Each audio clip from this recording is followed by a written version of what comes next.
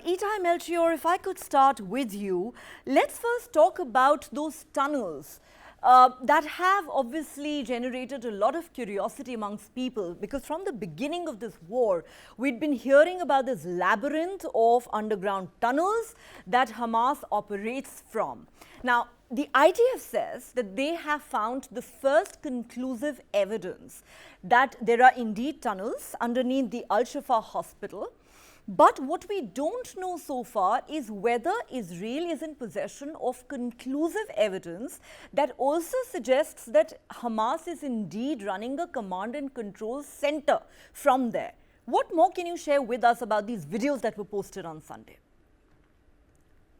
Yes, so Israel knew about the tunnels, but I think that even our intelligence was surprised by the extent of the tunnels. We've seen tunnels all around. Many tunnels already been dealt with. We saw even early on in some places where a bomb was dropped somewhere.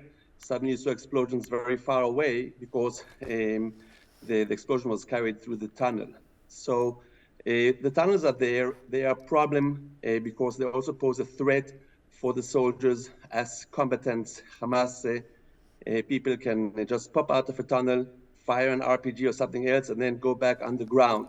Now, moving around in those tunnels is very, very difficult. So, for example, in one of the main tunnels, which was found under the Al-Shifa hospital, they arrived with special equipment to a very, very strong iron door with shooting holes through it. And the big question is, how do you go through that door? How much, you can see actually the video now, to what extent do you put soldiers in danger to see what's behind the door? Because we have seen booby-trapped tunnel holes. We've seen tunnel holes even overground, which had explosive trucks parked next to them. So it's a very, very delicate mission to go underground. But we do know already, and we see the extent of the tunnels that were found under Al-Shifa, and we see the way they are protected. And we also saw the fact that the Hamas people, and we saw the videos of them running in with people into the hospital. Now, if you needed a hospital coming back into Gaza after the attack of 7 October, there are many hospitals much, much closer to the border that they would have gone to. So the fact that they were heading to Al-Shifa, and we saw the video, shows you that there's something very, very serious going on. A lot of ammunition has been found, guns, other equipment, video equipment. We see now the video of people, of kidnapped hostages being ran through the hospital and pushed, and they can run on their own feet. So they're not there because they are in danger, but because they're being ushered somewhere. And it was a well-known fact that Al-Shifa is a command and control center. It's just going to take time to unravel everything because it's dangerous to go in. It certainly is very dangerous, and that has been known from day one, which is probably why Israel took as long as it did to launch that ground offensive in the first place. Let me go across to Ambassador Trigunia at this point. Ambassador, of course, Mr. Melchior is right in saying that this is a very delicate mission, fraught with danger. So far, we don't know what lies beyond this blast-proof door that we've been shown in that video. Israel has already lost 65 of its soldiers in the ground offensive. These tunnels could be booby-trapped. The question is, how challenging do you think this mission is likely to be for the Israeli Defense Forces that are obviously treading cautiously? And at the same time, given the videos that have now been released by IDF, do you believe that Israel is in a better or stronger position now to convince the world about its stance that, look, we always told you that there were tunnels underneath Al-Shifa hospital and Hamas has been operating from there? Well, I think that it was very well known to everyone that there are long tunnels there, and those tunnels are supposedly the strategic strength which the Hamas thought would save them.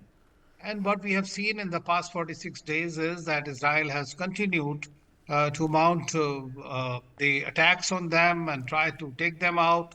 But in the process, what has happened is, even though these tunnels most people know about, and that they are the hideouts of the Hamas militants, But at the same time, what happens is that the people generally, globally now, are more concerned about the civilian plight when they see that even though it's understandable that Israeli forces will go after the terrorists where or the Hamas group wherever they are located, but at the same time, in the process, the kind of punishment which is being seen as collective punishment is something that has raised a lot of concern across the world, which is very clearly coming out that there are greater calls for the ceasefire. And I think that at the moment, Israel, of course, is maintaining that till such time, especially Netanyahu, that he has got his hostages back, number one. There is no point in leaving or getting into any ceasefire.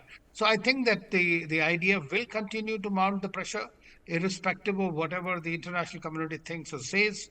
But at the same time, it is also equally difficult and concerning whether the civilian casualties, which is already more than 13,000 people killed, and if you add the 1,400 or 1,200 Israelis, it becomes for nearly 15,000 people already dead in this war.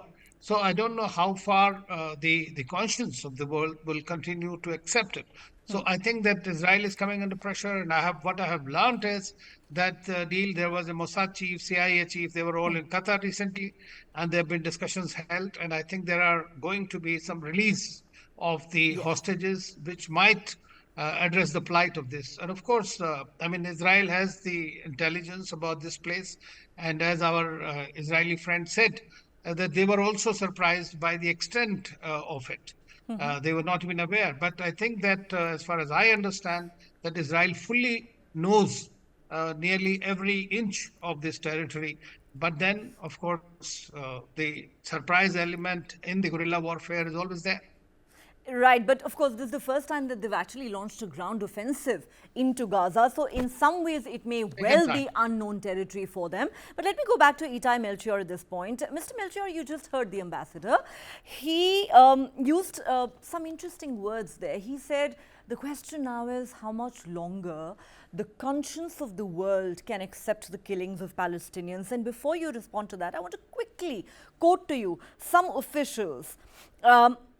Volker Turk, UN High Commissioner for Human Rights, has said, we're appalled by the horrendous events of the past 48 hours in Gaza.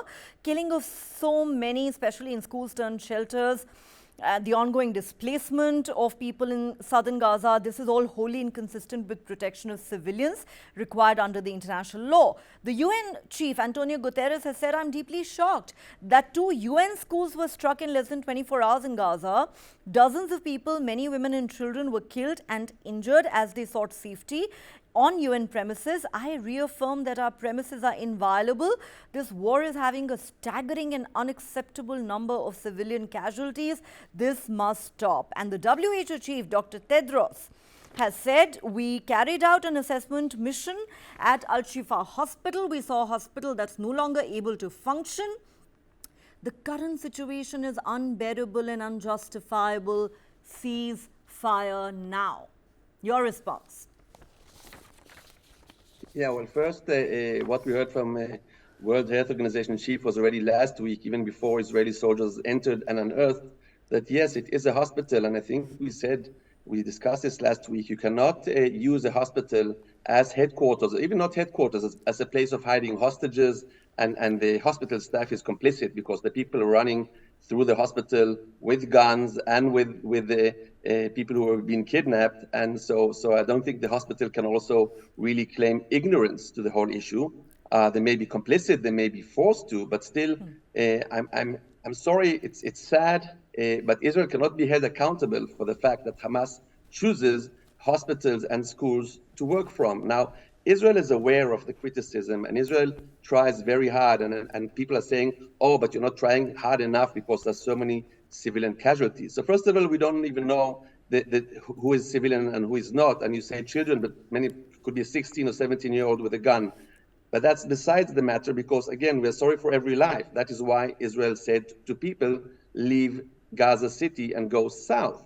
Now in Israel, maybe you don't hear this voice, there's a very strong criticism. Why are we endangering our own soldiers that have to go and fight in an area which is still full of civilians with terrorists, Hamas terrorists, hiding among them. So there's a lot of criticism here against our government for not launching a strong enough preemptive strike and not making all the civilians leave. We know that Hamas actually threatened people not to leave and even shot at people who were trying to leave because Hamas, as a strategy, needs the human shields, needs the hospitals, needs the schools, because otherwise it is just left there to fight a fair fight, what is called, in which they will lose.